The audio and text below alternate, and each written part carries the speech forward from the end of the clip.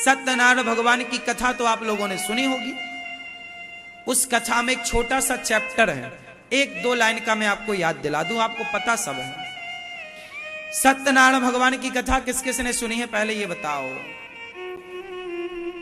आपने नहीं सुनी? चलो हम सुनाते हैं आपको सत्यनारायण भगवान की कथा का एक छोटा सा पार्ट।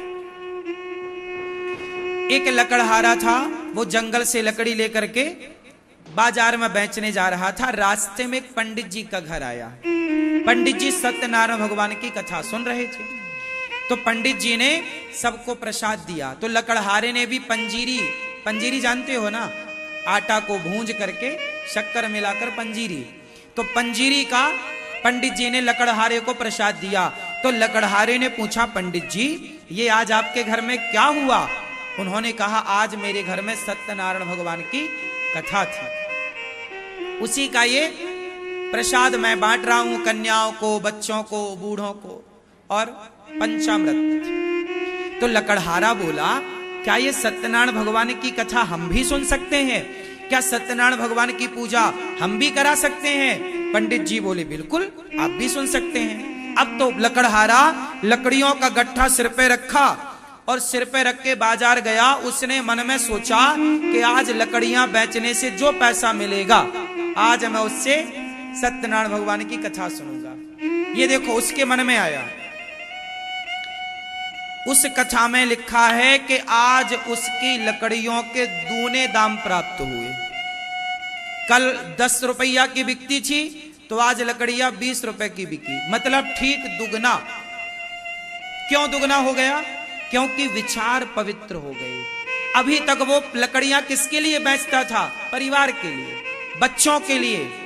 लेकिन अब उसने क्या मन बनाया कि मैं सत्यनारायण भगवान की कथा सुनूंगा। तो तुरंत विचार परिवर्तित होते ही उसकी कमाई जस्ट डबल हो गई। बस आप लोग समझते नहीं है। आप लोग कहते हैं हम परिवार के लिए कमा रहे हैं, भगवान हमारे परिवार के लिए। भगवान बोले, तेरे परिवार के लिए तू कर रहा है, मैं बैठा हूं सबके लिए। आप ये कहो, हे भगवान ऐसी कृपा करो कि परिवार की चिंता ना रहे, दीन दुखियों की चिंता रहे, उनकी सेवा हम कर सकें। हम किसी और के बारे में सोचेंगे तो परिवार तो हंसता खेलता रहेगा, जाएगा कहां? लेकिन औरों की प्रसन्नता से आपकी प्रसन्नता कई गुना बढ़ेगी। औरों की भूख मिटाने से आपका धन कई गुना बढ़ जाएगा। इसलिए आप एक संकीर्ण सोच वाले प्राणी बन चुके हैं। केवल परिवार, केवल पैसा, परिवार के लिए, बच्चों के लिए। बच्चों के अतिरिक्त आपको कुछ दिखता ही नहीं है। बच्चों के अतिरिक्त कुछ दिखता तो इस देश में भ्रष्टाचार काहे को होता? आज जितने भ्रष्टाचार करने वाले हैं वो यही तो देख रहे हैं कि तेरा पैसा आ जाए मेरे बच्चों की पढ़ाई में, मेरे बच्चों के लिए, मेरे लिए घर मेरा ये। वो ये नहीं देख रहा है कि तेरे बच्चे का हाल क्या है, वो ये देख रहा है कि मेरे बच्चे का हाल क्या है। काश हम ये देखते कि आपके बच्चे का हाल क्या है। आपके घर में चूल्हा जला के नहीं, काश हम आपके चूल्हे की चिंता करते। काश हम आपके बच्चों की पढ़ाई की चिंता करते। काश हम औरों के लिए जीते। अभी अपने परिवार के लिए जी रहे हैं, अपने बच्चों के लिए जी रहे हैं। काश हम इस देश के लिए जीते, समाज के लिए जीते, औरों के लिए जीते तो कितना अच्छा होता। हाँ या ना? समझ में आई ना बात? तो हम गलत है ना? बोलो हाँ। हम जो कहते हैं कि हम परिवार के लिए कर रहे हैं काम, पैसा कमा रहे हैं, इसका मतलब हम गलत कह रहे हैं ना? आजकल लोग पैसा कमा रहे हैं, कहते हैं हम पेट भरने के लिए कमा रहे हैं। पेट भरने के लिए आदमी पैसा नहीं कमा रहा।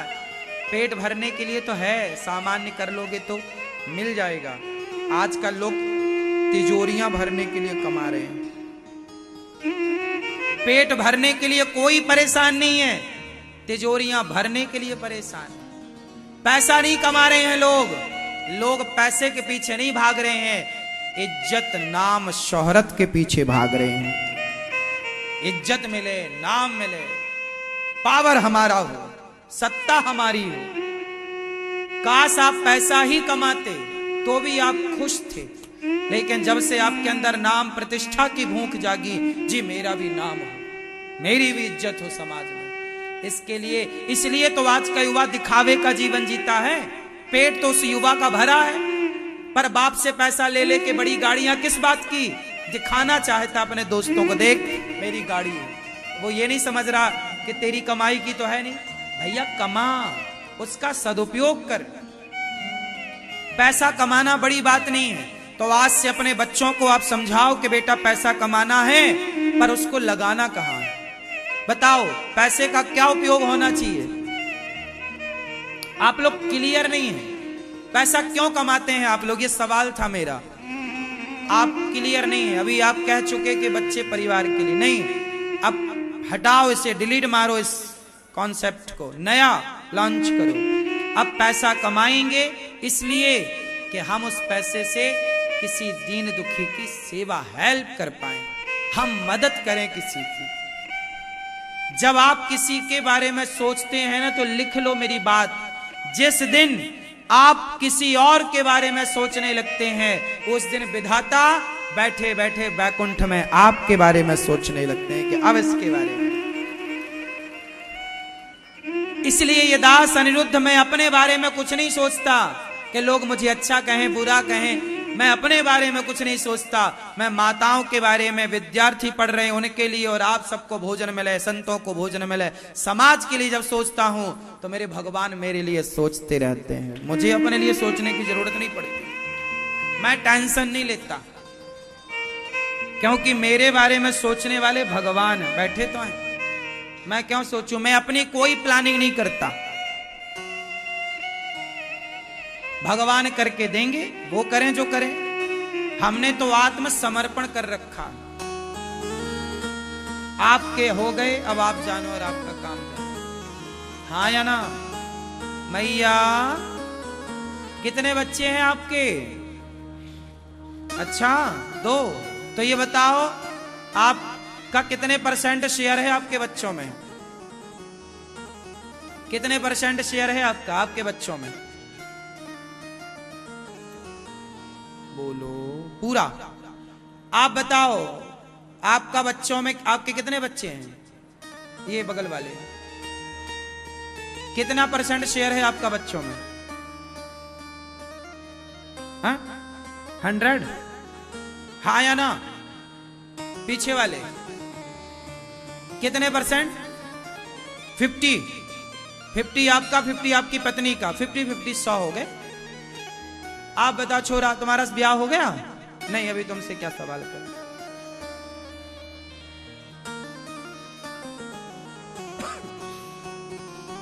आप बताओ आपका कितने % शेयर है आपके बच्चों में? कितने बच्चे हैं आपके? नीचे वाले 2, कितने % शेयर है आपका?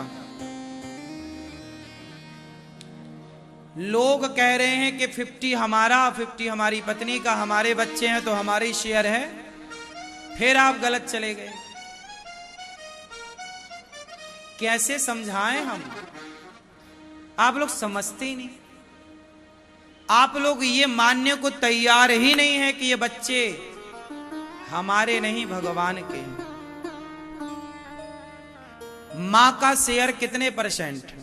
बताओ, एक बच्चे को पैदा करने में मां की भूमिका कितनी है?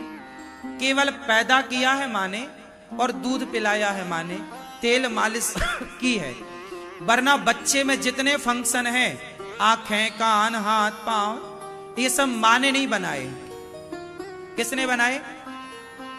इतना सा बच्चा आया था बाहर, फिर वो बड़ा हुआ, इतना बड़ा 5 फीट का हुआ, उसे बड़ा मां ने खींच खींच के तो नहीं किया ना? बोलो। बच्चे के अंदर जवानी किसने दी? मां ने दी कि बाप ने दिया? आंख मां ने लगाई कि पिता ने लगाई? मां और पिता का एक प्रोसेस था, उस प्रोसेस को मां बाप ने पूरा किया। उसके बाद पानी की कुछ बूंदें एक पिता के द्वारा मां के गर्भ में स्थापित होती हैं। पानी की उन बूंदों से एक बच्चे का निर्माण होता है। 9 माह में उसकी आंखें, हाथ, पांव कंप्लीट होती हैं। जब वो कंप्लीट हो जाता है पानी की बूंदों से, तो मां के गर्भ से वो बाहर आ जाता है। अब बताओ, ये पूरा प्रोसेस मां का था कि बाप का था? पानी से मनुष्य बनाने का जो प्रोसेस था, पानी से जो एक इंसान बनाने का प्रोसेस था, वो किसका था? मां या पिता का? जोर से, जोर से। किसका मैया? हाँ, जोर से, जोर से भैया बताएंगे चश्मा वाले। भगवान का। लेकिन आपने तो 50 अपना रख लिया, 50 पत्नी का, भगवान का 1% नहीं छोड़ा। जबकि पूरी मेहनत किसकी है? बोलो बोलो। पानी की बूंदों से एक इंसान बनाना, क्या इसमें ईश्वर की मेहनत ना लगी होगी?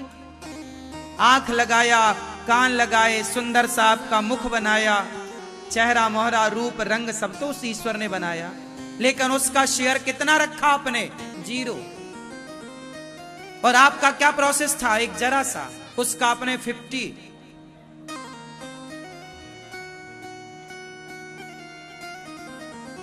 देखो, ये बातें हैं। तभी तो आदमी भगवान को मानता नहीं है, क्योंकि वो जानता ही नहीं कि ईश्वर ने हमें दिया क्या है। ईश्वर का आप थैंक यू तब तो बोलोगे ना, जब ये जानोगे कि ईश्वर ने हमें क्या क्या दिया है। आपको तो ये लगता है ये बच्चा मेरा है, खत्म बात। ईश्वर का तो कोई शेयर आप रखते ही नहीं, तो धन्यवाद क्यों दोगे आप? आपको लगता है ये बच्चे मेरे हैं। सच बताना, ये बच्चे आपके हैं? बोलो मेरी मां, बोलो।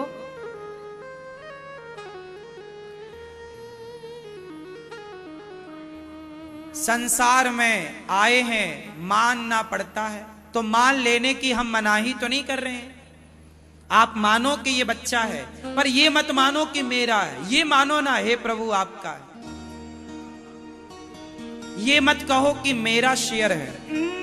ये कहो कि मेरा, हे प्रभु कुछ भी नहीं है, तेरा तुझको अर्पण।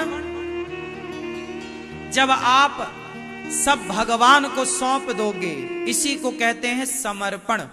जब तक समर्पण नहीं होता, अर्जुन महाभारत तब तक नहीं जीते।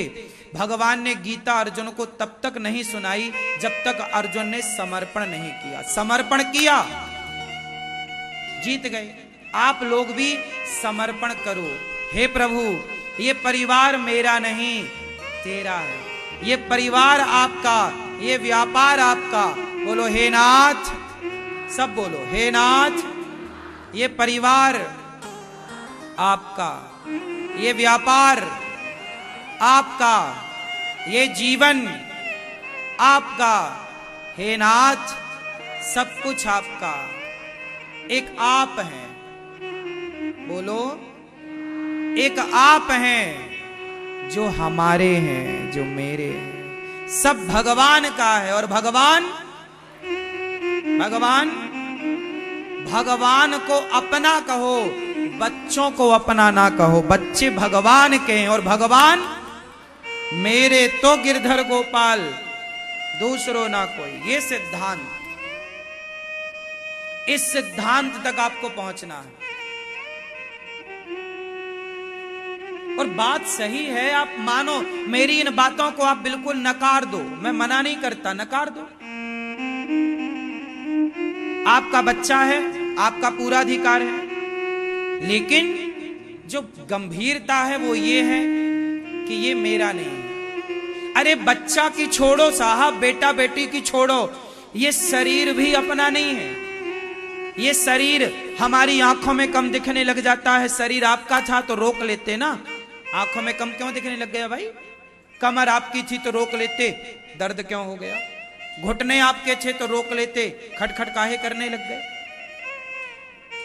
दिल आपका था तो धड़कना काहे छोड़ दिया? काहे अटैक आ गया? रोक लेते ना भैया आप। कान आपके थे तो रोक लेते, फिर बहरे काहे हो गए? मुंह आपका था तो रोक लेते ना, गूंगे काहे हो गए? बुढ़ापे में आदमी गूंगा हो जाता है, हाँ या ना। फिर शरीर भी तुम्हारा नहीं है, लेकिन तुम इस अज्ञान से उबर ही नहीं रहे हो। शरीर भी जब अपना नहीं है तो कौन अपना है? लेकिन आप तो इसी घमंड में जीते हो, अज्ञान में जीते हो। जी मेरा है, मेरा, सब मेरा, सब मेरा। वाह, ऐसी तुम्हारे बाप दादे कह कह के मर गए, ऐसी तुम भी कह कह के मर जाओगे, सब मेरा, सब मेरा, सब मेरा। वाह, कुछ तुम्हारे बाप दादे बांध कर ले गए, कुछ तुम ले जाओगे। पागल, ये शरीर भी अपना चिता पे जलता नजर आएगा, मोमबत्ती की तरह पिघल जाएगा। सच्चाई है ये, मान लो बात, मान मेरा कहना, नहीं तो पछताएगा।